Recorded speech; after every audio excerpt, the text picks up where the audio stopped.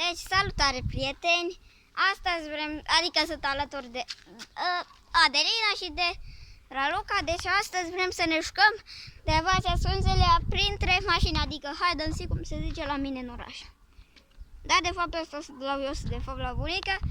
Deci să începem. Eu număr. Haide, vă duceți-vă să vă ascundeți. Voi văra până la 30.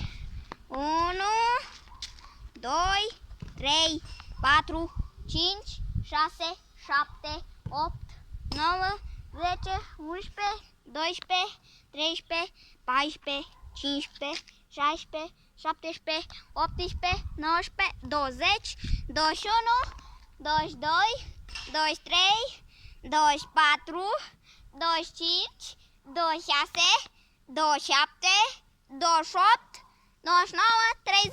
Cine nu-i gata, îl iau cu lopata. Păi, Raluca, te-am scuipat. Păi, Adelina, v-am văzut. V-am văzut. Te-am văzut, te-am văzut. Poți să fac ceva? Nu poți. Deci filmăm un vlog. Acum aveți... Îți dau pumn de răcheaie. Stați, haide, duceți-vă. Haide, acum eu voi număra.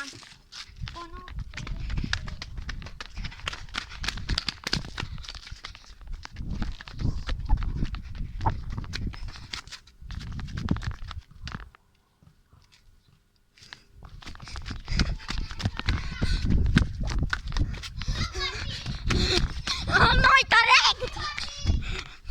Nu-i corect! Deci nu uitați, m-a prins. Păi, Adelina, aici am numărat, nu acolo. Da, pe toate mașinile mele. A, nu? Da. 1, 2,